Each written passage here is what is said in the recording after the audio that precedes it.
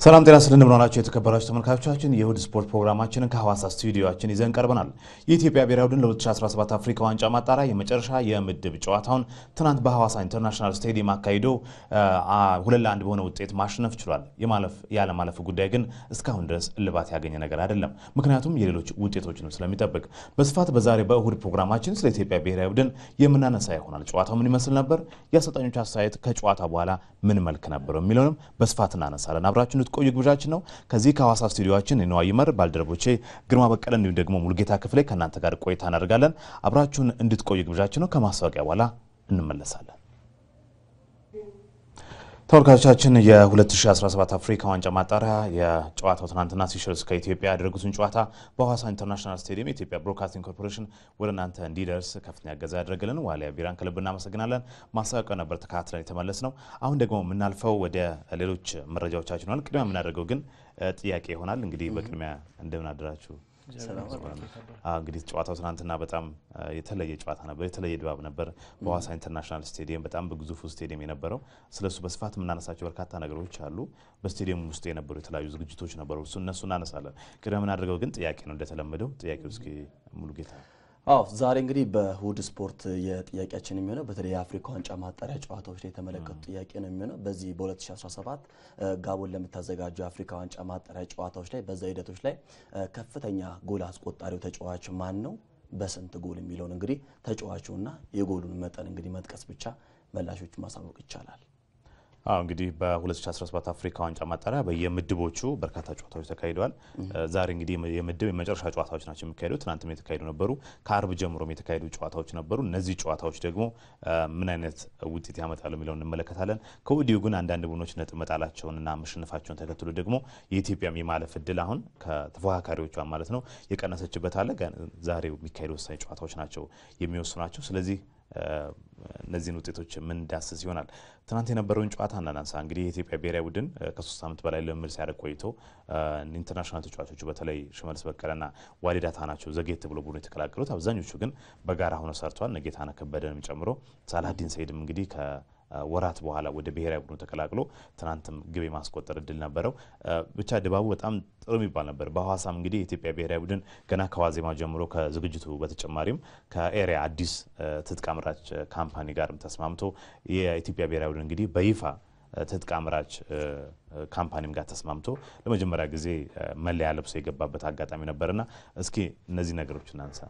እንግዲህ ከአንድ ዓመት በላይ የዘለቀው የ2017 የአፍሪካ ዋንጫ የማጣሪያ ጨዋታ ነበረ። በኢትዮጵያ ምድብ የነበረው የኢትዮጵያና ሲሸልስ የመጨረሻ የምድቡ ጨዋታ ነበረ ትናንትና። በጣም የሚጠበቅ ምክንያቱም ኢትዮጵያ የማለፍ ተስፋ አልተሟጠጠም ነበርና ከዚህ አንጻር ዝግጅቱም ሰፋ ያለ ነበረ፣ ጠንከር ያለ ነበረ። እዚህ ሐዋሳ ነበረ ለአንድ ወር ያህል ነበረ ሲያደርጉት የነበረውና ከዛ አንጻር እንግዲህ ሜዳ ላይ ይጠበቅ ነበረ በሁለት ምክንያቶች። አንደኛ ያው የማለፍ ተስፋ ይዞ ስለነበረ ብሔራዊ ቡድኑ፣ ሁለተኛ ደረጃ ደግሞ ከዝግጅትም አንጻር ከሌላው ጊዜ በተለየ መልኩ የነበረው ነገር የተሻለ ነገር ይዞ ይወጣል ተብሎ ተጠብቆ ነበረ።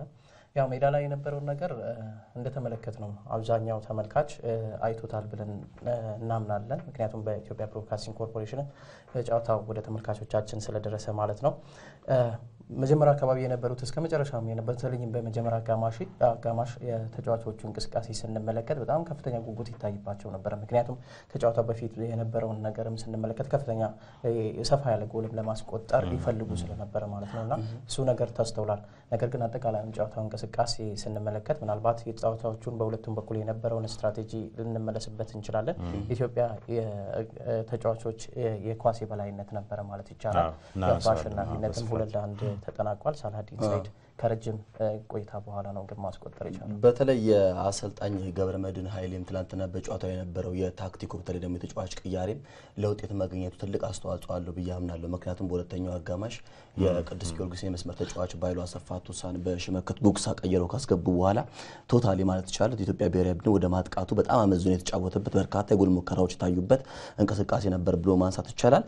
ገብረመድህን ኃይሌም በቅርብ ጊዜያቶች በኢትዮጵያ ብሔራዊ ቡድን አሰልጣኝነት ከመጣ በኋላ ከወራቶች በፊት እንደምናስታውሰው በሌሴቶ ብሔራዊ ቡድን በሴቶ ስቴዲየም በነበረው ጨዋታ ላይ በጌታነህ ከበደ 2 ጎሎች አሸንፎ ነበር። ሁለተኛውን ጨዋታ ማውን ኮራቶች በኋላ ትላንትና በዚሁ በሐዋሳ ዓለም አቀፍ ስቴዲየም ጨዋታውን አድርጎ እንዲሁ በተመሳሳይ 2-1 በውጤቱ አሸንፏል።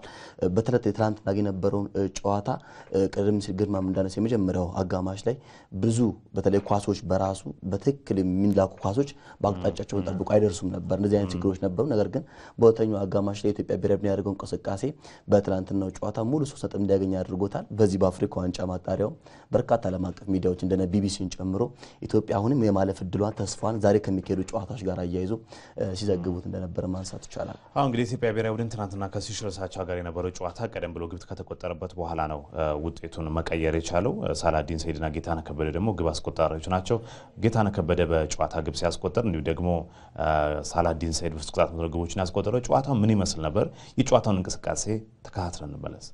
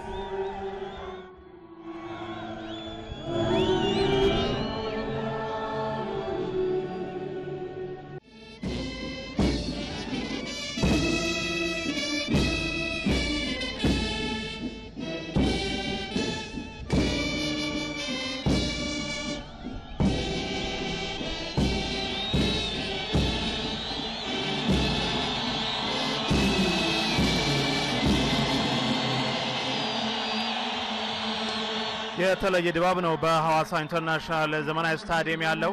ጨዋታው ተጀምሯል። የኢትዮጵያ እግር ኳስ ብሔራዊ ቡድን ስዩም ተስፋዬ ኢትዮጵያ ከዚህ በኋላ ነው እንግዲህ 8ኛ ደረጃ ላይ ነው የተሻለ እድል ሊኖራት የሚችለው። አሁን የኢትዮጵያ እግር ኳስ ብሔራዊ ኳሱ ተመልሷል። ስዩም ተስፋዬ ለማሸማጥረት ያደረገ ነው። ሽመክት ጉግሳ ሽመክት አሻገረ። ሰላዲን አሻገረ። ኳስ ነበር። አሁን ስዩም ተስፋዬ አሻማ አሁን ቀይ መስመር ላይ ስዩም ተስፋዬ ለሰላዲን ሰይድ አሻማ ሰላዲን ሰይድ ያሻማው ኳስ 5 ቁጥሩ ጆንስ ጆበርት በግንባር ገጭቶ ወደ ውጭ አውጥቷታል።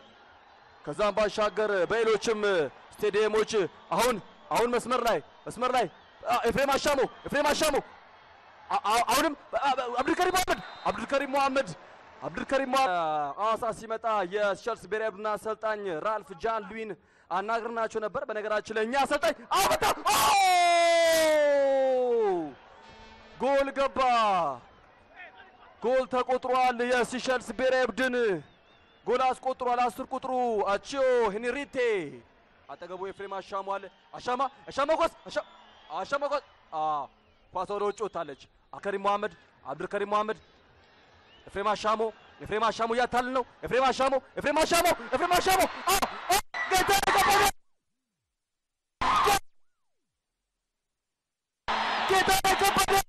ጌታነህ ከበደ በተከታታይ በዚህ በአፍሪካ ዋንጫ ማጣሪያ ላይ ጎሎችን እያስቆጠረ ይገኛል።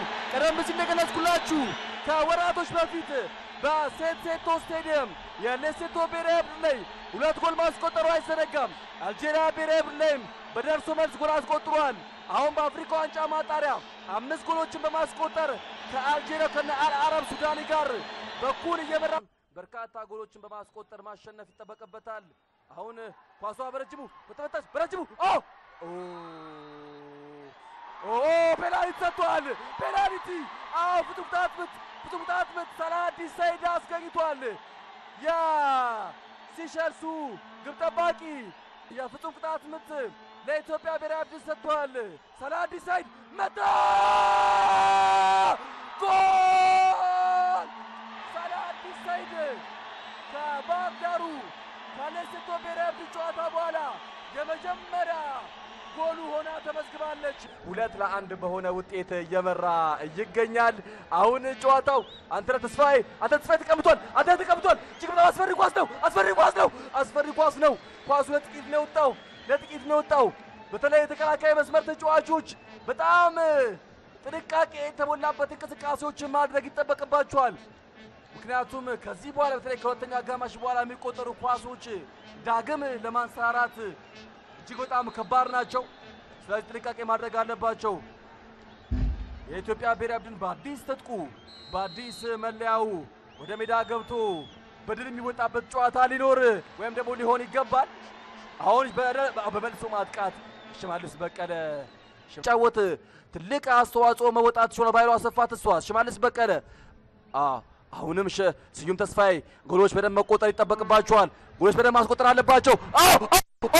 ጋቶች ፓኖም በጣም የሚያምር በጣም ደስ የሚል ጥሩ ብሔራዊ ቡድኑ ጨዋታ ከማድረጉ 3 ቀን ቀደም ብሎ ብሔራዊ ቡድኑ የተቀላቀለ ቢሆንም ግን ባጋጠመው ህመም ምክንያት ባለቀ ሰዓት ከዚህ ጨዋታ ውጪ መሆኑን ቀደም ሲል ገልጸንላችሁ ነበር።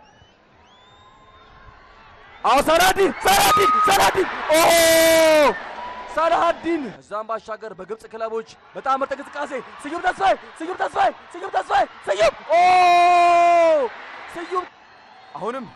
አሁንም ቱሳ ኤፍሬም አሻሞ ተነጥቋል። ኤፍሬም አሻሞ ቀደም ብሎ ኳሱን ለቡድና አፍሪካ ዋንጫ ማጣሪያ ጨዋታ ላይ ጨዋታው ተጠናቋል።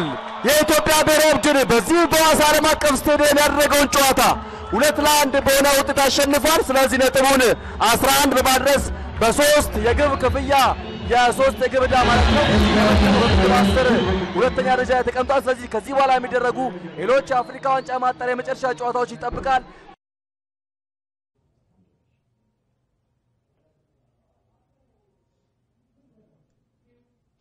እንግዲህ በሐዋሳ ኢንተርናሽናል ስቴዲየም የነበረው ድባብ በጣም የተለየ ነበር። ትናንትና እንግዲህ የነበረው በተለይ በህዝቡም ድጋፍ ነበር። ከዚህ ጎን ለጎንም ደግሞ የኛ የሙዚቃ ባንድም እንዲሁም ደግሞ ለሙልጌታ መረትም የመሸኛ ፕሮግራም ማዘጋጀት ዝግጅቶች ነበሩና ስቴዲየሙ በጣም ሞቅ ደመቅ ያለ ነበር። ሲጀመር ታዳሚዎች በጣም ዘግይተው ነው ወደ ስቴዲየም የገቡት። ስቴዲየም ውስጥ የነበረውና ባዶ ይመስል ነበር። ይቆየ ግን በጣም በርካታ ታዳሚዎች ተገኝተዋል። ያም ቢሆን ግን በጣም ትልቅ በመሆኑ የሐዋሳ ስቴዲየም ገና ብዙ ሰው ጎልቷል ማለት ይቻላልና በጣም ጥሩ የሚባል ነበር። ለማንኛውም በአጠቃላይ የጨዋታ እንቅስቃሴው ነበር ቀደም ሲል ተመልካቾቻችን የተከታተላችሁት። ከዚህ ባለፈም ደግሞ በርካታ የሚነሱ ነጥቦች አሉ። በአሰላለፉ ረገድም ገብረመድህን ኃይሌ ደግሞ ሁለቱም የሚያደርጓቸውን ጨዋታዎች ማሸነፋቸው እየተመለከቱ ማለት ነውና ስለነሱ በርካታ መረጃዎችን ከዚህ ከስቱዲዮ እናነሳለን። ማስታወቂያውን ተከታትለን እንመለስ።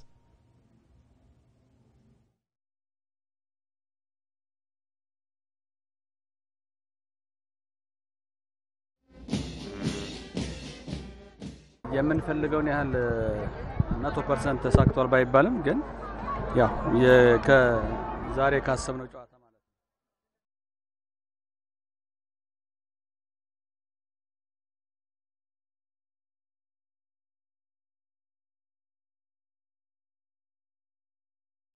አሰልጣኞችን አስተያየት ማካተና ቀደም ሲል የተመለከታችሁት የአሰልጣኝ ገብረመድህን ኃይሌና የጂያን ሉዊዝንም አስተያየት አካተን ወደ እናንተ እምንመጣ ይሆናል።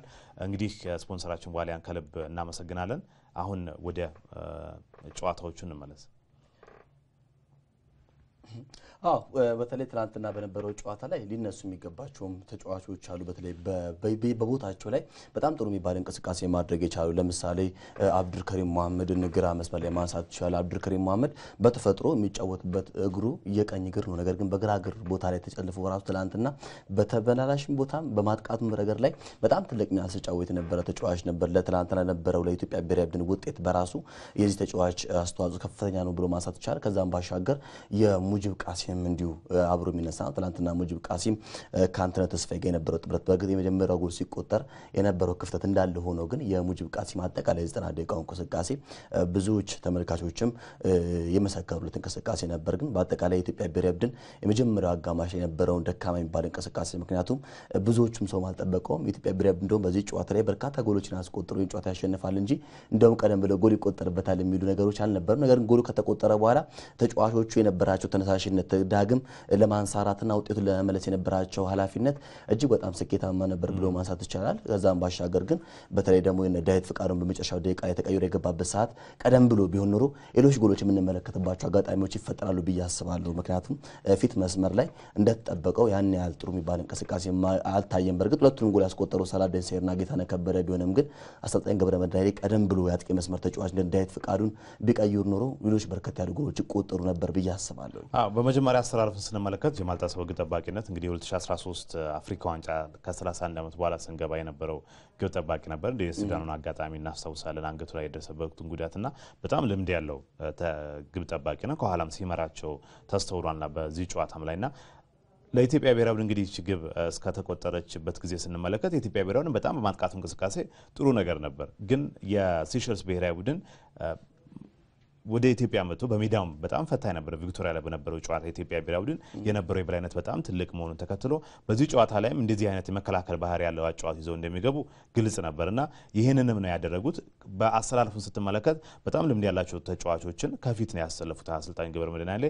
ትልቁ ነገር ግን መሀል ላይ የነበሩት ተጫዋቾች በኋላ ላይ ሳላዲን ሰይድና ጌታነህ ከበደ ወደ ኋላ እየመጡ ኳስ ይዘው መሄድ ከጀመሩ በኋላ ትንሽ እንቅስቃሴዎቹ የማጥቃት እንቅስቃሴው ላይ ጥሩ ነገር ታየ እንጂ ሽመልስ በቀለን መሀል ላይ በተለይ 10 ቁጥሩ እንዳይንቀሳቀስ አድርጎ ይዞት ነበር። በሚሄድበት አካባቢ ሁሉ ነበርና ያ ደግሞ ለአጥቂዎቹ ለሳላዲንና ለጌታነህ የሚደርሳቸው ኳስ በጣም ውስን ነው ማለት ይቻላል። ያገኙትን አንድ አጋጣሚ ነው ወደ ጎል መቀየር የቻሉት ሲሸልሶች።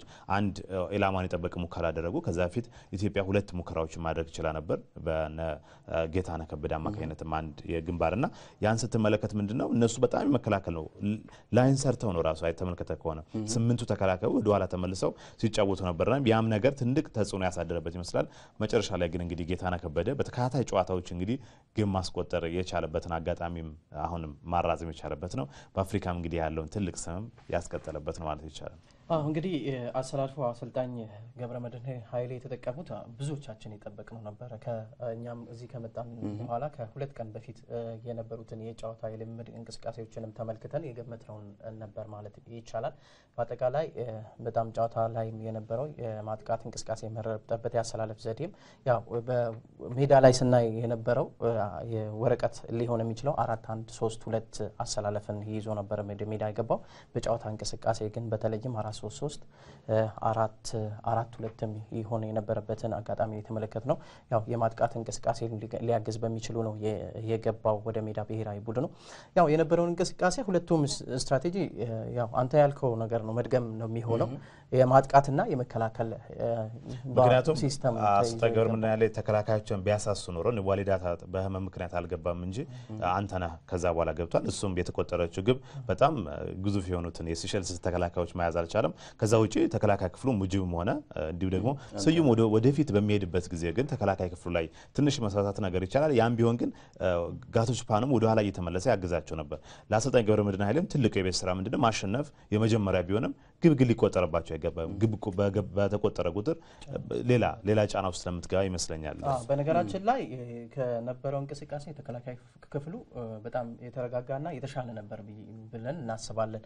ይሄም የሆነበት የራሱ ምክንያቶች አሉ። አንደኛ ልምድ ያላቸውና ደግሞ እንደገና ወጣቶች የተቀናጁበት በርካታ ጊዜ ልምድም አብረው የሰሩበት ከመሆኑ አንፃር የተሻለ መናበብ ተፈጥሯል ብዬ አስባለሁ። በሁለተኛው ደረጃ ግን ሲሸልሶች ያው ባገኙት አጋጣሚ ነው እንጂ ይሄን ያህል ጨዋታው ላይ ተጽዕኖ ፈጥሯል ብሎ ማሰብ አይቻልም። ለዛም ነበረ በተለይም እነ አብዱል ከሪም ስዩም ተስፋዬ በሁለቱም መስመር ወደ ፊት እየሄዱ የማጥቃት እንቅስቃሴውን ሲያግዙ የነበሩት እንደውም ከመከላከል በዘለለ ሰዓታቸውን በአብዛኛው ያጠፉት ወይ ደግሞ 90 ደቂቃውን የዋሉት በማጥቃት እንቅስቃሴው ላይ ነበር ማለት ነው። ቃሉን ለመጠበቅ ጥረት ያደረገ በትክክልም ግርማ ያለው ሐሳብ በተለያዩ ማጥቃት እንቅስቃሴ ሁለቱ ፍላንኮች ላይ መስመሮች ላይ የነበሩት እንቅስቃሴዎች ኢትዮጵያ ትናንትና ጫወት በራሱ አሰልጣኝ ገብረመድህን ኃይሌ የተገበሩት ታክቲክ በራሱ በሁለቱ መስመሮች ነው ብሎ ማንሳት ይቻላል። ቀደም ሲል ነው ያስታነሳው የዋሊድ አታን ጉዳይ አብሮ ማንሳት ያስፈልጋል ብዬ አስባለሁ። ምክንያቱም ከፕሮፌሽናልነትም አንፃር ከዚህ ቀደም የነበሩት የኢትዮጵያ ብሔራዊ ቡድን ተጫዋቾች መካከል በአብዛኛው ከዚህ ቀደም በማሪያኖ ባሬቶ ጊዜ ነበር ለመጀመሪያ ጊዜ ወደ ብሔራዊ ቡድን የመጣው። ከዛ በኋላ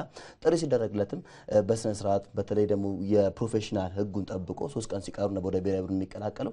እንዳለመታደል ነው እንግዲህ በተለይ የዋሊድ አታ ባለቀ ሰዓት ነው አሰልጣኝ ገብረመድህን ኃይሌ ለኢትዮጵያ ብሮድካስቲንግ ኮርፖሬሽን ጋር ባደረጉ ቆይታ እንደተናገሩት ከሆነ በእርግጥ በአሰልጣኝነት የሚሰለፈው ከሙጂብ ቃሲም ጋር ዋይድ አታን ነበር በአሳለፍ ውስጥ ያስቀመጡት። ነገር ግን ማምሻውን ነው እንግዲህ ባለቀ ሰዓት ላይ ባጋጥሞ የሆድም ምክንያት እንግዲህ ከቡድኑ ከአቋሚ አሳለፍ ውጭ ሆነው በአጠቃላይ ግን የመጀመሪያው ጎል የተቆጠረችበት መንገድ በራሱ የዋይድ አታዛ ቦታ ላይ ቢኖር ኖሮ ካለው የቁመት ሁኔታ አንፃር ምናልባት ጎል ማትቆጠረበት ሁኔታዎች ሊፈጠሩ ይችላሉ የሚል እምነት አለኝ። ከዛ ባሻገር ግን ሌሎች በጨዋታው ላይ የሚነሱ አሉ። አንደኛው የሽመልስ በቀለ ማንሳት ይችላል። ሽመልስ በቀለ ትላንትና ይልካቸው የነበሩ ኳሶች ኢፌክቲቭ አይሆኑ እንጂ እንደተለመደው ከዚህ ቀደም እንደምናየው ሁሉ ያለቀላቸው ኳሶችን ፊት መስመር ላሉ አጥቂዎች ተጫዋቾች ያቀብል ነበር። ትላንትና ብዙ ጊዜ ተመለከታቸው ማርክ ተደርጎ ነው በአንድና ሁለት ተጫዋቾች ማርክ ተደርጎ እንደፈለገው መንቀሳቀስ አልቻለም ማለት ይቻላል። በተወሰኑት የመጀመሪያ 20 ደቂቃዎች ውስጥ እንቅስቃሴው የኢትዮጵያ በተቃራኒ ሶስተኛው የሜዳ ክፍል ላይ ኢፌክቲቭ አልነበረም በተወሰነ መልኩ። ምክንያቱም ነዋይም ቀደም እንደተጠቀስከው የመከላከል ዘዴው የሲሸልሶች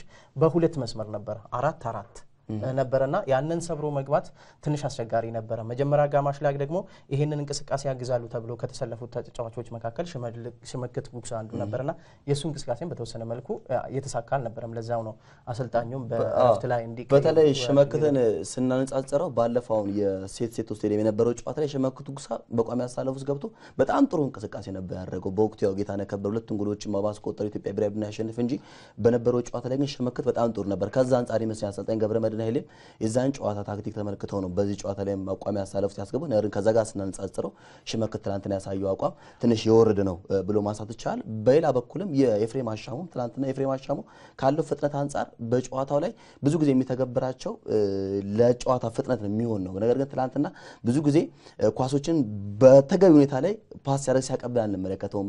የሆነ ሰዓት ላይ ነው ተከላካዮች የሚቀሙበት አጋጣሚዎች ነበሩና መጨረሻ ግን ያው ግቧ ለመገኘት በመስመር ላይ ይዟት በግራ መስመር ይዟት የገባው አጋጣሚ በጣም ጥሩ ይባል ነው። ትናንትናም እንግዲህ ኢትዮጵያ ብሔራዊ ቡድን የመጀመሪያውን ግብ በተለይ ሲያስቆጥር ጌታነህ ከበደ ያስቆጠራትን ሳላዲን ሰይድ ወድቆ የሰጠ ነው ማለት ነውና እሱ በመስመር ላይ ይዞት የመጣ ነበር። አንድ ተጫዋች ቀንሶ ወደ ውስጥ ሴንተር አደረጋት። ከዛ ውጭ ግን የነበረው እንቅስቃሴ ኤፍሬም አሻሙ ኳስ ለመቀበል ራሱ የነበረው ቦታ ራሱ ስንመለከት በጣም ብዙ ጊዜ ጥሩ አይሆን በጣም ስለሚፈጥን ከራሱ ከቡድኑ ተጫዋቾች ውጭ አንዳንድ ጊዜ ይሆንባቸዋልና ልክ ከእንቅስቃሴው ብዛት የተነሳ መጨረሻ ላይ የት እንደሚቆም እርግጠኛ ማትሆንበት አጋጣሚ ያለና እንደዚህ ያን ነገሮች ቡድኑ ያው 2-1 እንዲያሸንፍ አድርጎታል። ትልቁ ነገር ግን ከዚህ በፊት የተሰሩ የቤት ስራዎች ባለመጠናቀቃቸው ነው እንግዲህ ኢትዮጵያ ብሔራዊ ቡድን በምድቡ በሌላም በኩል ስታነሳ ደግሞ እንዳለመታደል ነው ብለህ ታነሳ ትችላለህ። በዚህ በአፍሪካ ዋንጫ ማጣሪያ ከመጀመሪያ ጨዋታ ጀምሮ ስንመለከት ሌሴቶን አሸንፏል፣ ሲሸልስን በሜዳ አሸንፏል። በአልጄሪያ ብቻ ነው የተሸነፈው። እንግዲህ አልጄሪያ በአፍሪካ ቀዳሚ ከሚባሉ ብሔራዊ ቡድኖች ተርታ የሚነሳ ነውና እንዳለመታደል ሆኖ ገብረመድህን ኃይል እንግዲህ በመጨረሻ አልተሳካላቸው። መጀመሪያ የነበሩት ግን ስዩም ተስፋዬና ሽመልስ በቀለም እንዳነሱት ከአልጄሪያ ጋር በአዲስ አበባ ስቴዲየም እንዲሁም ደግሞ ሲሸልስ ላይ ቪክቶሪያ የነበረውን ጨዋታ እናስታውሳለን። በጣም ያለቀላቸው ኳሶችን ሳይጠቀምባቸው ቀርቶት ውጤት ማለት አቻ የተለያዩበት ጨዋታ ማለት ነው። እነሱን የሚያስቆጩ ናቸው። አሁንም ብሔራዊ ቡድኑ እንግዲህ ዋጋ እንዲከፈል አድርጎታል ማለት ነው። ምናልባት ግን አሁን ፌዴሬሽኑ ሊያስብበት የሚገባው ጉዳይ ምንድነው? ብዙ ተጫዋቾችም የስፖርት ቤተሰብ የሚያነሳ ጉዳይ አለ። በአመት ውስጥ ኢትዮጵያ እግር ኳስ ብሔራዊ ቡድን በነበረው እንቅስቃሴ ላይ በዓለም ዋንጫ ማጣሪያም በአፍሪካም በቻንም ውድድሮች ላይ አሰልጣኞች ተቀያይረዋል። አሰልጣኞች መቀየር ለውጤት ማጣቱ እንደ አንድ በጎ ነገር ነው ሲል አሰምቻለሁ። ከመናንስ ባቋረጥኩ ይቅርታ። ከአሰልጣኞች መቀያየር በላይ ደግሞ እኔ ውጤቱን በጣም እያበላሸው ያለው የተጫዋቾች መቀያየር ነው ብዬ ነው የማስበው። አሁን ይሄ ከዚህ በፊትም በተደጋጋሚ ስንለው የነበረው አይነት ነገር በአመት ውስጥ 50-60 ተጫዋች የምትመለከትበት እኛ ሀገር ላይ ነው። ይሄ በራሱ ውጤት ላይ የሚያመጣው ተጽዕኖ በጣም ከፍተኛ ነው። እሱ ብቻ ሳይሆን በተለይ አሁን በአሁን ሰዓት ያለውን የአሰልጣኝ ገብረመድህን ኃይሌን አጃመር 100% ስኬታማ ጊዜ ነው። አሁን ከዚህ በኋላ ኢትዮጵያ እግር ኳስ ፌዴሬሽን ብዙ ጊዜ እንደምናስታውሰው በተለይ ደግሞ የሀገር ውስጥ አሰልጣኞች ላይ 3 ወር 4 ወር እንደዚህ 5 ወር 2 ወር አይነት ኮንትራቶች ነው። ውጤታማ ሆኖ የጀመረና አሰልጣኝ በዘላቂነት እድሉን ሰጥተው ያለው ነገር እንዲያስቀጥል ማድረግ መቻል አለበት ብዬ አስባለሁ። እኔ ገብረመድህን ያለው አጃም አንዳንድ ጊዜ አሰልጣኞች አዲስ ምትመጣ ከሆነ አሰልጣኝ ለአንተ ተጫዋች የሚሆነን ተጫዋች የግድ መምረጥ ይኖርብሃል። አንድ አሰልጣኝ ረጅም ጊዜ የሚቆይ ከሆነ ግን መጀመሪያ አካባቢ ተጫዋቾችን ይመርጣል የሚመቹትን ማለት ነው። በ2 በ3 በ4 ጨዋታ የብሔራዊ ቡድን ጨዋታ ደግሞ በአንድ ጊዜ ስለማይመጣል እንደ ክለብ ጨዋታ በአንድ ጊዜ ስለማይመጣል የግድ ትሞክራለህ። ስለዚህ ትልቁ ነገር ለኔም በአሰልጣኞች በጣም መቀያየራቸው ተጽዕኖ ያሳደራል ብዬ አስባለሁ። ያለው አሰልጣኝ በራሱ ለምሳሌ አሁን አሰልጣኝ ዮሐንስ ኃይሌን መውሰድ እንችላለን። አሰልጣኝ ዮሐንስ ኃይሌ ሳይቀየር በራሱ ስንት ተጫዋቾችን እንደተጠቀመ እናውቃለን። ያለው የነበረው ጊዜ ነው 1 አመት ከምናምን ነው የነበረው ጊዜ። ብሔራዊ ቡድን ጨዋታ የዚህ አፍሪካ ዋንጫ ማጣሪያ የነበሩ ናቸው። ሊጉ መቆራረጥ አለ። እዛ ላይ ሊጉ መቆራረጡ ደግሞ በራሱ በብሔራዊ ቡድን ጨዋታ ቢሆንም ተጫዋቾችን እንደልብ እንድታያቸው ያደርጋል። የቴሌቪዥን ቀጥታ ስርጭት የለም። አሰልጣኞች እያንዳንዱ ጨዋታዎች አይቶ ትክክለኛ ተጫዋቾችን የምረጡ ነገር የለም። የድሮ ተጫዋቾችን ደግሞ ይዘ ለመሄድም በተለያየ ሪዝን ተጫዋቾቹ ሪታየር ያደርጋሉ በራሳቸው ፈቃድ። ስለዚህ አዳዲስ ተጫዋቾች ስታመጣና ቡድኑን ስታዋቅር በራስህም አሳሰብ የግድ ጊዜ ያስፈልጋል ማለት ነው። እሱ ነገር መታየት አለበት ብዬ አስባለሁ። ያጫል ኮርስ በርሱ ጊዜ ያስፈልጋል ሌላ ነው። በዛው ጊዜ ውስጥ ግን 50 እና 60 ተጫዋች መሞከር እንደውም ለኔ በጣም ከባድ ነው። ምናልባት ከዚህ ከተጫዋች ምርጫ ጋር በተያያዘ የተጫዋቹ ፐርፎርማንስ በራሱ አሁን ብሔራዊ ቡድን ጨዋታዎች ላይ አንድ ጊዜ አፍሪካ ዋንጫ ማጣሪያውን ከዚህ ቀደም ከተካሄደው ከሌሴቶ በኋላ ወራቶች ተቆጥሯል።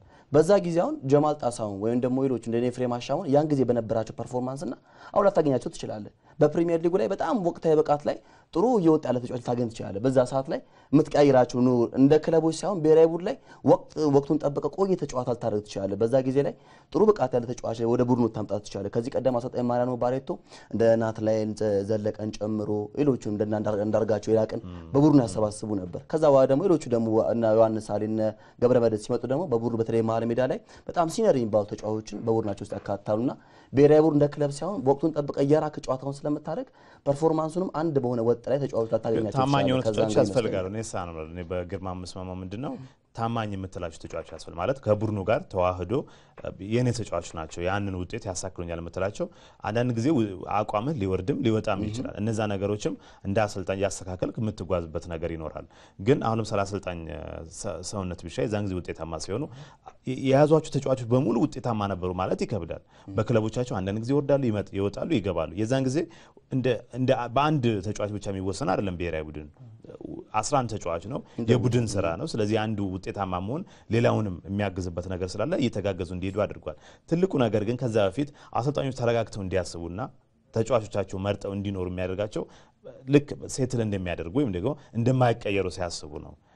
ውጤትህ ከዛ በኋላ የምትገመግምበት ነው ብዬ አስባለሁ። ለማንኛውም ትናንትና ከነበረው ጨዋታ በኋላ አሰልጣኝ ገብረመድህን ኃይሌ እንዲሁ ደግሞ የሲሸልሱ አሰልጣኝ ዣን ሉዊስ ምን አይነት አስተያየት ሰጡ የሚለውን ተከታትለን እንመለስና ወደ ውይይታችን እንመለሳለን።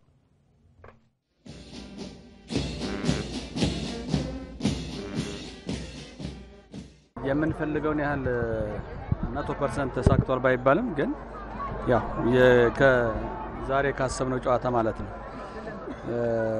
ነገር ግን ያው ማሸነፍ ነው የሚጠበቅብንና ያው አሸንፈናል። ጥሩ ነው እንቅስቃሴያቸው በተወሰነ መልኩ ያው ሰሞኑን በነበረው አይነት አልሄዱም።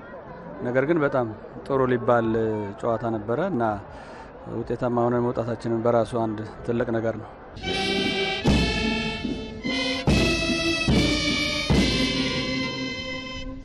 አንዱ ችግር የሆነው ሙሉ ለሙሉ ዲፌንሲቭ መጫወታቸው ነው። ምን ጊዜም ቢሆን ተጋጣሚ ያው በመከላከል ላይ ገብቶብህ አስቸጋሪ ነው። አንድም ለማጥቃት በሚሞክርበት ጊዜ በምታገኘው ክፍተት ካልተጠቀምክ በስተቀር አስቸጋሪ ነው። ሙሉ ለሙሉ ዲፌንሲቭ ፉትቦል በሚጫወትበት ጊዜ ከባድ ነው ፔኔትሬት አድርገህ ለመግባት ማለት ነው። በዚህ ላይ ደግሞ ዘለግ ያሉ ተጫዋቾች አሉባቸው አለው እዛ ውስጥ ከዛ አንፃር ትንሽ አስቸግሮን ነበረ።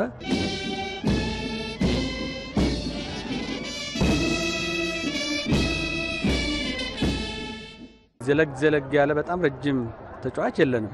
እንግዲህ ከሚገባው በላይ ረጅም ነው አንዱ ራሱ የገባው ማለት ነው። ሄዲንግ ያገባው ራሱ ዘለግ ያለ ነው። ዛሬ ያው በእርግጥ ዋሊዳታ ያው ይገባ ነበረ በህመም ምክንያት በመጨረሻው ሰዓት ላይ አልገባም። ነገር ግን አንተነህ በጣም ጥሩ የነበረ ነው። ኢቭን ሌሶቶም ላይ በጣም ጥሩ የተንቀሳቀሰ ልጅ ነው። በቁመቱ አጭር ቢሆንም ግን ብልጥ ነው። ስለዚህ አሁን ረጃጅም ኳሶች ሲመጡ ያው እንደምትቸገር ታውቀዋለህ ከወዲሁ ከመጀመሪያው ካልቆረጥክ በስተቀር ማለት ነው። አሁን መስመር ላይ ኤፍሬም አሻሞ አሁንም አብዱልከሪም መሐመድ እኛ ከዚህ በላይ ነበር የጠበቅነው። በእርግጥ የተገኙት ኦፖርቹኒቲዎችም መጠቀም አልተቻለም። 2-3 የሚሆኑ ጎል ሊሆኑ የሚችሉ በጣም ያለቀላቸው ናቸው። ከዛ በላይ 67% የመግባት ጎል የመሆን እድላቸው ሰፊ የሆነ አጋጣሚዎችም አግኝተን ነበረ። ነገር ግን እንዳጠቃላይ ስታየው ጎል ሊሆኑ የሚችሉ ኳሶች ከማሳታችን ሚስ ከማድረጋችን አንፃር ስታየው በጣም ያንሰናል እና ግን ኦቨርኦል ጥሩ ነው። I would like to congratulate Ethiopia for winning the match. በመጀመሪያ የኢትዮጵያ ቡድንን እንኳን ደስ አላችሁ ለማለት ፈልጋለሁ። ለሁለተኛው ግብ ምክንያት የሆነውን የፍጹም ቅጣት ምት አላመንኩበትም። በቴክኒኩ ረገድ የኢትዮጵያ ቡድን ጥሩ ነበር። እኛ የግብ ዕድሎችን እንብዛም አልፈጠርንም። በአጠቃላይ ጨዋታው መልካም የሚባል ነው። አናግረናቸው ነበር። በነገራችን ላይ እኛ አሰልጣኝ አውጣ Because of the high altitude, we knew it was going to give us a problem. ከመልካም ምድር አቀማመጡ አንፃር ጨዋታው እንደሚከብደን ጠብቄ ነበር። ነገር ግን ለዚህ ራሳችንን አዘጋጅተን ነው የመጣ ነው። ብዙም የሚያስከፋ ውጤት አይደለም። ኤፍሬም አሻሞ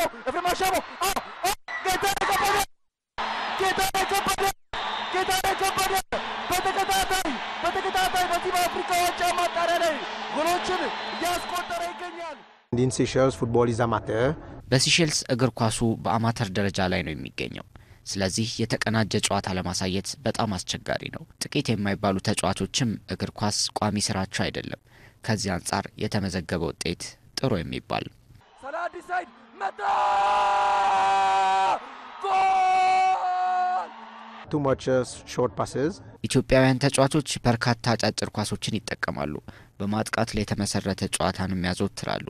ዛሬ ግን እኛ ያንን እንዲያደርጉ አልፈቀድንም። ነገር ግን ከሌሎች ቡድኖች ጋር የተሻለ መጫወት እንደሚችሉ አሳይተዋል።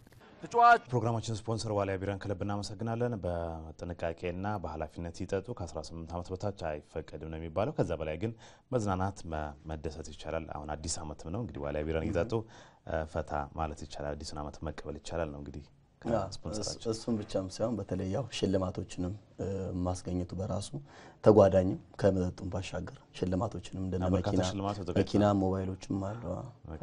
እድለኛ እግር ኳሱን ይደግፋሉ። ተመልካቾች ባሉበት በቀጥታ በተለያዩ አማካኝ በቴሌቪዥን ስርጭቶች በሬዲዮ በተለያዩ አጋጣሚዎች በተለይም ስፖርቱን በመደገፍ እግር ኳስን በተለይም ደግሞ ማለት ነው የስፖርቱ አጋር መሆኑን በተደጋጋሚ ያስመስላል። የብሔራዊ ቡድኑም በነገራችን ላይ ይፋ የሆነ ስፖንሰር ነው። በተለይ ከ2013 አፍሪካ ዋንጫ ጀምሮ እንግዲህ የነበረው እንቅስቃሴና ዋሊያ ስፖንሰር ነው። የኢትዮጵያ ብሔራዊ ቡድን እንግዲህ በነበረው የውጣ ውረድ ጉዞም እንግዲህ ዋሊያ ቢራ ነበር። በኃላፊነት ይጠጡ፣ ዋሊያ ቢራን ይምረጡ ነው አሁን የኛ መልእክት። ስፖንሰራችንን ከልብ እናመሰግናለን። ኢትዮጵያ ብሔራዊ ቡድን እንግዲህ ትናንትና 2-1 አሸንፏል። ማሸነፍ በራሱ ግን በቂ አይደለም። ሌሎች ውጤቶችም ይጠብቃሉ። ትናንት የተካሄዱ ውጤቶች ነበሩ በአፍሪካ ዋንጫ ማጣሪያ ማለት ነው። ኬፕ ቨርዴ በሊቢያ በሜዳዋ በ1-0 መሸነፏ ለኢትዮጵያ መልካም የሚባል ዜና ነው። ለኬፕ ቨርዴ እንግዲህ መነቃቃት ለነበረው እግር ኳሳቸው ትንሽ የሚያስደነግጥ ይመስላል። ካሜሮን ከጋምቢያ ያደረጉት ጨዋታ እንግዲህ በካሜሮን 2-0 አሸናፊነት ተጠናቋል። ሌላው የሚጠበቀው ጨዋታ ግን ኮትዲቯር ከሴራሊዮን ያደረጉት ነበር። በተለይ ሴራሊዮን ብታሸንፍ ኖሮ ወደ ቀጣዩ ዙር ኮትዲቯርን ተከትላ የምታርፍበት አጋጣሚ ነበር። ኮትዲቯር አንደኛ ሆና አለፈች። 1-1 በመጠናቀቁ ምክንያት ሴራሊዮን እንድትቆም ሆናል። ስለዚህ ኢትዮጵያ ሌላ ተስፋ አግኝታለች ማለት ነው። ሴኔጋል ከናሚቢያ ያደረጉት ጨዋታ ነበር። 2-0 ሴኔጋል አሸንፋለች። ሞዛምቢክ ከሞሪሸስ ያደረጉት ጨዋታ በተመሳሳይ በሞዛምቢክ 2-0 አሸናፊነት ተጠናቋል። ዛሬ የሚካሄዱት የቱኒዚያ ጨዋታም ደግሞ ሌላ ወሳኝ ነው ማለት ይቻላል። በነገራችን ላይ በጣም ዛሬ የሚጠበቁ ለኢትዮጵያ ማለፍና አለማለፍ የሚጠበቁ ጨዋታዎች አሉ። የተሻለ እድል ከኢትዮጵያም የተሻለ እድል ማለት እድላቸውን ከተጠቀሙ ጨዋታዎች መርሃ ግብሮች አሉ ዛሬ። በተለይ ደግሞ ዛሬ ቱኒዚያና ላይቤሪያ የሚያደርጉት ይጠበቃል። እርስ በርስ የሚሸናነፉ ከሆነ አቻም የሚወጡ ከሆነ በነገራችን ላይ በተለይ አንደኛ አቻ የሚወጡ ከሆነ ለኢትዮጵያ በጣም መጥፎ ዜና ነው የሚሆነው። ምክንያቱም እነሱ ተያይዘው አንደኛና ሁለተኛ ሆነው የተሻለ 11 ነጥብ ስለሚይዙ ከኢትዮጵያ ደግሞ የተሻለ ግብ ክፍያ ስላላቸው ኢትዮጵያ በዚህ ጨዋታ ብቻ አቻ ከተለያዩ ያው ወደ አፍሪካ ዋንጫው አለማለፏ የሚረጋገጥበት ነው የሚሆነው። አንዱ ካሸነፈ ግን ተስፋ አለ። ምክንያቱም አንደኛ ሆኖ ስለሚያልፍ የተሸነፈው 10 ነጥብ ላይ ብቻ ስለሚቀር ማለት ነው። በሌላ በኩል ዛሬ ከሚደረግ በምድብ 2 ኮንጎ ከማዕከላዊ አፍሪካ ዲሞክራቲክ ሪፐብሊክ ኮንጎ ማለት ነው 10 እና 9 ነጥብ አላቸው። አሁን ኮንጎ ናት እየመራች የምትገኘው በ10 ነጥብ 9 ነጥብ አላት። ማዕከላዊ አፍሪካ ካሸነፈች 12 ነጥብ ስለምትገባ ልታልፍ ትችላለች። ይሄም ሁለቱም ካሸነፈ በተለይም ኮንጎ የምታሸንፍ ከሆነ የኢትዮጵያ የማለፍ ተስፋ አሁንም ከፍተኛ እድል ይሆናል ማለት ነው። በምድብ 3 ማሊ ከቤኒን የሚያደርጉት ጨዋታ ማሊ 12 ነጥብ አላት። ቤኒን ደግሞ 11 ነጥብ ነው ያላት። ቤኒን በነገራችን ላይ በአሁኑ ሰዓት 11 ነጥብ ይዛ ከኛ የተሻለች ናት።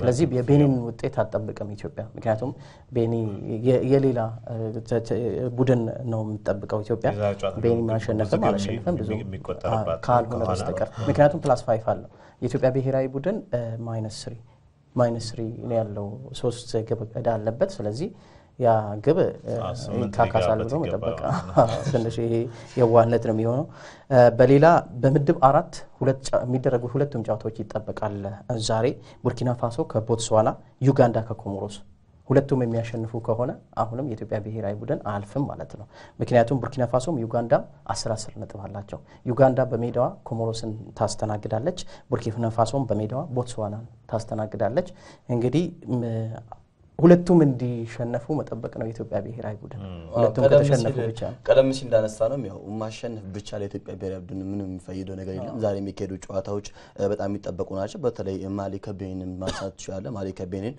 ባሉ በተለይ በወቅታዊ ፐርፎርማንሳቸው ማሊ ብሔራዊ ቡድን በወጣቱም በዋናው ብሔራዊ ቡድንም በጣም ማሊያም በዚህ ምድብ ላይ እንዲሁ በጥሩ እንቅስቃሴ ያለች ቡድን ነች እነ ቤኒን ማንሳት ይችላል እንደ ስቴፈን ሴሰኞን የመሳሰሉ ጥሩ ኳክብት ያላት ተጫዋች ብሔራዊ ቡድን ነው ስለዚህ ምናልባት እነዚህ ሁለት ቡድኖች የሚያደርጉት ጨዋታን በራሱ ከኢትዮጵያ ብሔራዊ ቡድን ቀደም ሲል ግርማ እንዳነሳው ማሊ ከቤኒን ማለት ነው በጣም የሚጠበቀው ጨዋታ ለኢትዮጵያ ብሔራዊ ቡድን የሚጠቅም አይመስለኝም ምክንያቱም ቤኒን 11 ነጥብ ነው ኢትዮጵያ ብሔራዊ ቡድን 11 ነጥብ ነው ያለው ቤኒን በግብ ክፍያ 5 አለው ነፃ ንጹህ 5 ቤኒን በሰፊ ጎል ልዩነት የሚሸነፉ ከሆነ በሰፊ 8-0 7-0 ግን በተለይ እንደነ ኡጋንዳ ከኮሞሮስ እንዲሁም ቡርኪና ፋሶ ከቦትስዋና የመሳሰሉ ጨዋታዎች ላይ እጅግ በጣም የሚጠበቁ ጨዋታዎች ብሎ ማንሳት ይቻላል ቱኒዚያ ከላይቤሪያም እንዲሁ ቀደም ሲል የተነሱ ጨዋታዎች ናቸው እንግዲህ ዛሬ ከውጤቱ ባሻገር በወጉት የምንጠብቀው እነዚህ የአፍሪካ ዋንጫ ማጣሪያ ጨዋታዎች ናቸው ሌሎች ደግሞ እንደዚሁ ማላዊ ከስዋዚላንድ ዛምቢያ ከኬንያ ኮንጎ ከጊኒ ቢሳው ኢኳቶሪያል ጊኒ ከደቡብ ሱዳን እንዲሁ ዛሬ የሚደረጉ ጨዋታዎች ናቸው ጊኒ ከዚምባብዌ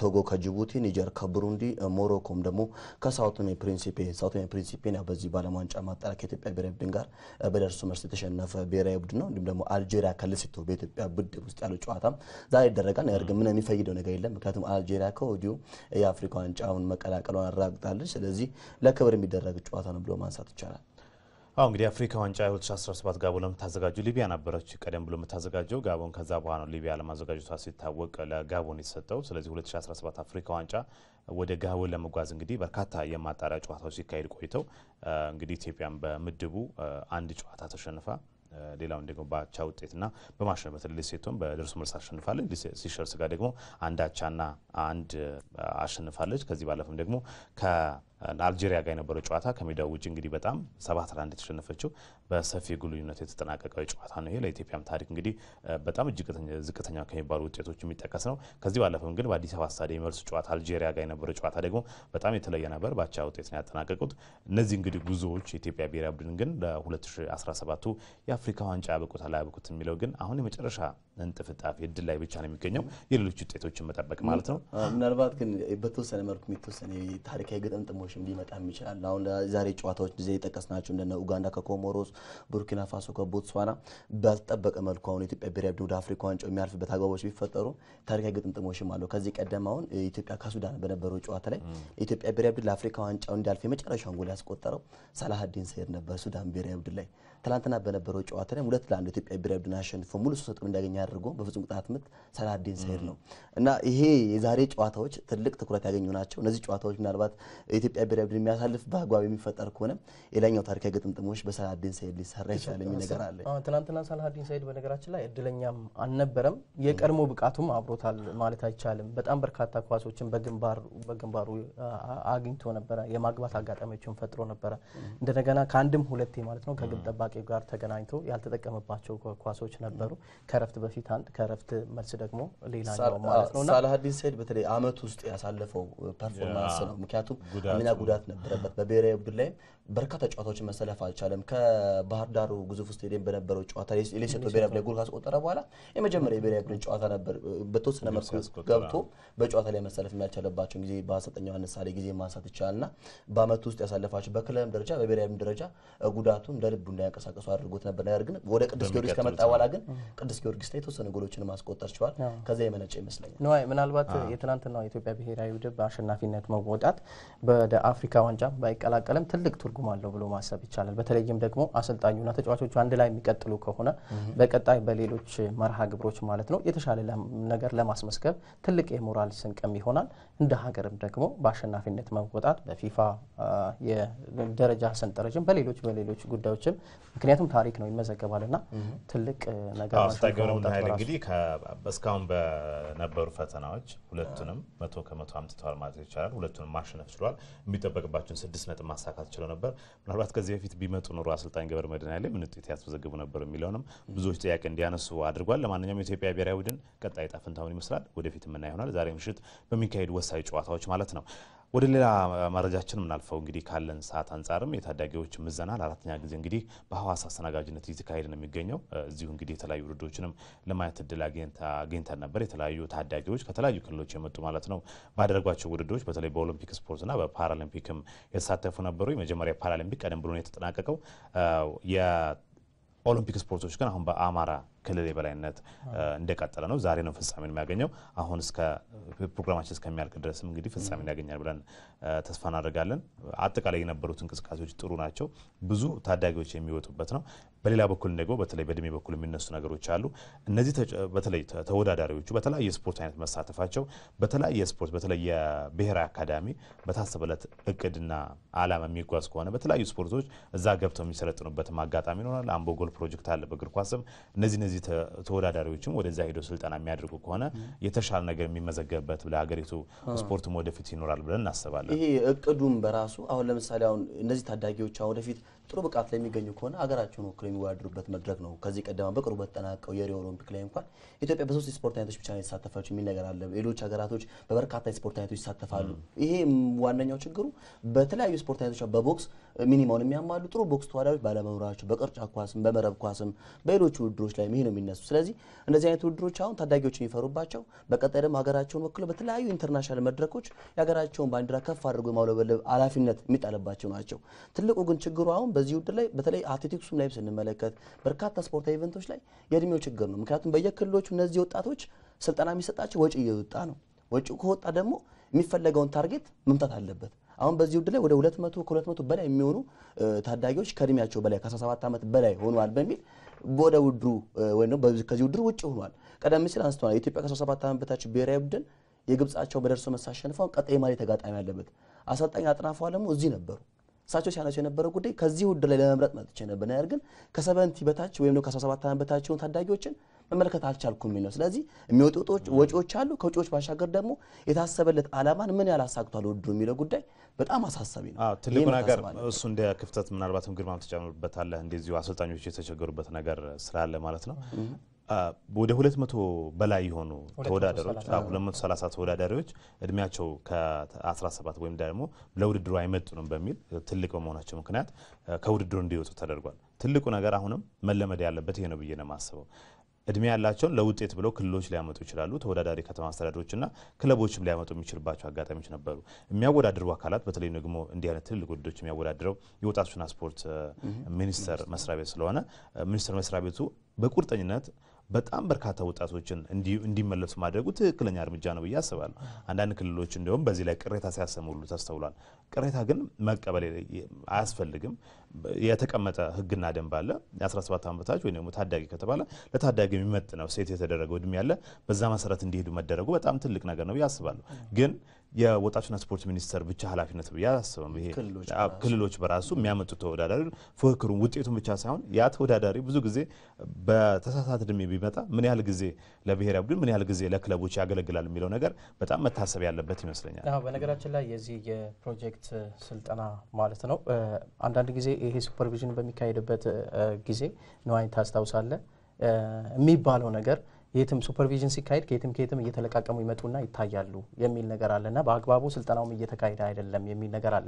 ትልቁ ነገር የኢትዮጵያ የወጣቶችና ስፖርት ሚኒስቴር ይሄ በጣም በጥብቅ ቁጥጥርና ክትትል ሊያደርግበት ይገባል ብለን እናስባለን። ይሄን የሚያጠናክር ነገር ምንድነው?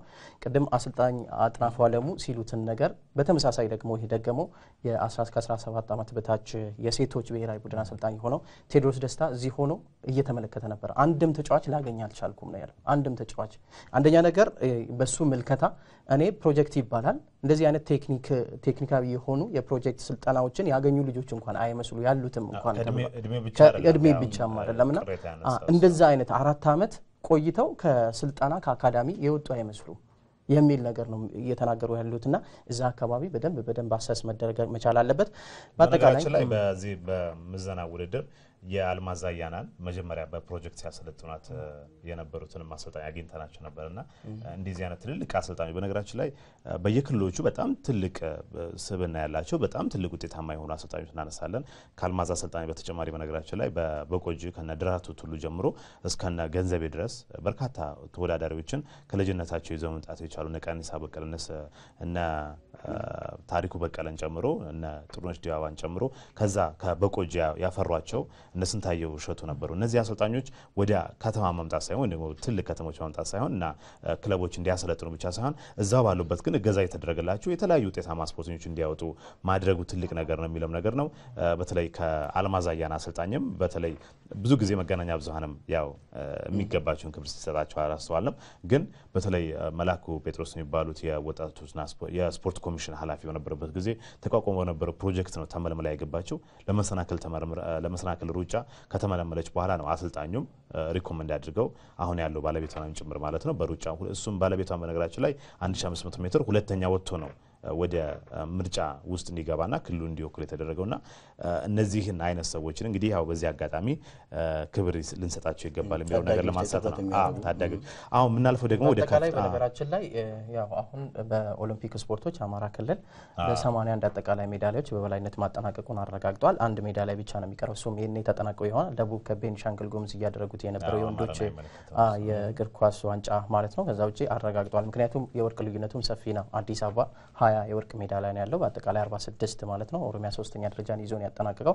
የፓራሊምፒክን እንደምናስተውሰው ኦሮሚያ አንደኛ ሆኖ ሲያጠናቀቅ አማራ እንዲሁ ሁለተኛ ሆነው ነበር ያጠናቀቁት። እንግዲህ በአጠቃላይ በመላእክት ጨዋታዎችና በእንዲህ አይነት ውድድሮች አማራ ኦሮሚያና አዲስ አበባ በነገራችን ላይ ግን ከቀደሙን ነገር የሚያስቀረው ይሄ የወርቅ ሜዳሊያ ምናምን ነገር መባሉ ቀርቶ መስፈርቱ ሌላ ቢሆን ነው። በተለይም ደግሞ በስነ ምግባር ደረጃ በእድሜ የተሻለ ሆኖ የቀረቡት የተሻለ ነጥብ ቢሰጣቸው ምናልባትም ኢትዮጵያ ስፖርት ስለሆነ ደግሞ ውድድር መንፈስ ይኖራል። ያሸነፈ የተሸነፈ የግድ እንደዚህ አይነት ይኖራል። ሁሉም ግን ኃላፊነት ተሰምቷቸው በራሳቸው መንገድ ስፖርተኞቻቸውን በተገቢው እድሜ መምጣት አለባቸው። ፉክክሩ ግን መኖር አለበት ብዬ አስባለሁ። በተለይም የሚኖረው ፉክክርም ነው ታዳጊዎቹ ለተሻለ ነገር እንዲያለው ማሸነፋቸው መፎካከራቸው የተሻለ ነገር እንዲያመጡ የሚያደርጋቸውና ያለው የወርቅ ልዩነት በተለይ በመጀመሪያዎቹ አዲስ አበባ ይመራ ነበር። በተለይ በቦክስ ስፖርት ያገኛቸው ውጤቶች አዲስ አበባን በላይ አድርገው ነበር። ለማንኛውም መጨረሻ አማራ ክልል በበላይነት ማጠናቀቅ የሚችልበትን ውጤት ማስመዝገብ ችሏል። እነዚህን ተወዳዳሪዎች ደግሞ የድረስ ይጓዛሉ የሚለው እንግዲህ የክልሉ ደግሞ ሌላ የቤት ስራ ነው ማለት ነው። ወደ ከፍተኛ ሊግ ነው የምናልፈው። ከፍተኛ ሊግ እንግዲህ ለአንድ ዓመት ሲካሄድ ቆይቶ በሁለት ምድብ ጅማ አባቡናንና ፋሲል ከነማን ለፍጻሜ አገናኝቶ ባሳለፍ ነው ረቡዕ በተካሄደ ጨዋታ ፍጻሜን አግኝቷል። ለደረጃ ደግሞ የተካሄደ ጨዋታ ነበር አዲስ አበባና ወልዲያ። አዲስ አበባ በስቁጣት ምት ማሸነፍ ችሏልና አንዳንድ ነገሮችን አንሳና ጨዋታዎቹ በተለይ የፍጻሜና የደረጃ ጨዋታዎች ምን ይመስሉ ነበር የሚለውን ተመልካቾቻችን እንዲከታተሉ እንጋብዛለን። ሱፐር ሊጉ አሁን ወደ ፕሪሚየር ሊግ ከማደግን ባሻገር ለብሔራዊ ቡድኑም አስተዋጽኦ አለው። አሁን ተክለማርያም ሻንቋውን የአዲስ አበባ ከነማው ግብ ጠባቂ ለብሔራዊ ቡድን ተመርጧል። ትላንትና በተቀያሪ ወንበር ላይ ነበረ በቀዳሚነትና አሁን ውዱ አጠቃላይ ስትመለከተው በተለይ የመጨረሻው ጨዋታዎች ላይ ፋሲል ከተማ ነው እንግዲህ ጅማ አባቡናን በማሸነፍ ተፈጻሚ ያለፈው። ነገር ግን በዚህ ጨዋታዎች ላይ ኮከብ የነበሩ በጣም ጥሩ የሚባሉ ተጫዋቾች አሉ። አንደኛው የውድድሩ ኮከብ ተጫዋች አብዱራህማን ማንሳት ይችላል። የተጫዋች ነው ከዚህ ቀደም በኢትዮጵያ ቡና ክለብ ውስጥ በተወሰነ መልኩ ታይቶ ከዛ በኋላ ወጥቶ ወደ አዲስ አበባ ከነማ መጣ። ከአዲስ አበባ ከነማ ደግሞ እንደገና ወደ ፋሲል ነው ያቀናው በዛ ውድድር ላይ ግን ዮናታንም ነው ሁሉ እና ዮናታን ብርሃን ማንሳት ይችላልና ብዙዎቹ በተለይ በዚህ ውድድር ላይ ከፕሪሚየር ሊጉ በተወሰነ መልኩ የተመለከታች ነገር ግን በከፍተኛ ሊጉ ላይ በጣም ምርጥ እንቅስቃሴ ማድረግ ይችላል አሁንም በሌሎች በፕሪሚየር ሊግ ክለቦች ላይ በከፍተኛ ሁኔታ የተፈለጉ ያሉ ተጫዋቾች ናቸውና ከዛም ባሻገር ግን በተለይ የነበረው አመት ውስጥ የነበረው ቻሌንጅ በራሱ አብሮ ይነሳል የሚገባ ጉዳይ ነው ወደፊት እንግዲህ ይሄ ክለቦቹን እንቅስቃሴ በስፋት መናነሳ ይሆናል ዝግጅታቸው ምን ይመስላል የሚለው ነገር ለማንኛውም አሁን የከፍተኛ ሊጉ የፍጻሜና የደረጃ ጨዋታ ምን ይመስላል የሚለውን ተመለከታላችሁ መጀመሪያ ግን ያነሳነው ጥያቄ ነበር በዚሁ ተሰናብተን ለመሄድ የከፍተኛ ግባግቢነት 2017 አፍሪካ ዋንጫ ማጣሪያ ማን ነው ብለን ነበር መልሱን አጠራርገን መልስና ወደ ፕሮግራሙ እናልፋለን የኢትዮጵያ ብሔራዊ ቡድን አጥቂ ጌታነህ ከበደ ነው በ6 ጎል አሁን በብቸኝነት ከፍተኛ ጎል አስቆጣሪነቱን እየመራ ይገኛል የዛሬን ጨዋታዎች ሳይጨምሩ የከፍተኛ ሊግ የመጨረሻ የፍጻሜና የደረጃ ጨዋታ ምን ይመስል ነበር እሱን ተካትሉን ጋብዛለን እኛም ከወዲሁ እንሰናበታለን ግርማ በቀለና ሙሉጌታ ክፍሌ እንዲሁ ደግሞ እኔ ነው አየመን ከመላ ስቱዲዮ ባለሙያዎቻችን ጋር በሆን ከናንተ ጋር ቆይታ አድርገናል ስለተካተላችሁ እናመሰግናለን የከፍተኛ ሊግ የደረጃና የፍጻሜ ጨዋታ እንድትከታተሉን ጋብዛለን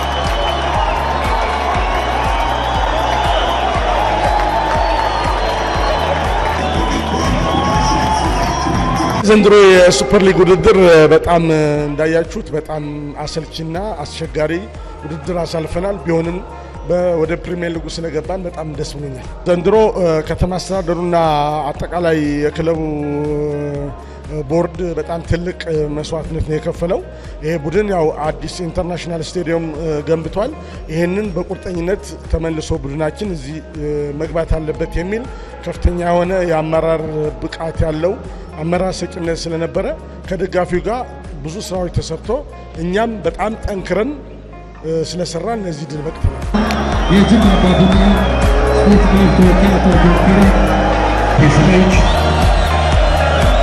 እንደምትመለከቱት በአሁኑ ሰዓት የኢትዮጵያ እግር ኳስ ፌዴሬሽን ኮሚቴ አባላት እንዲሁም በ2009 ዓመተ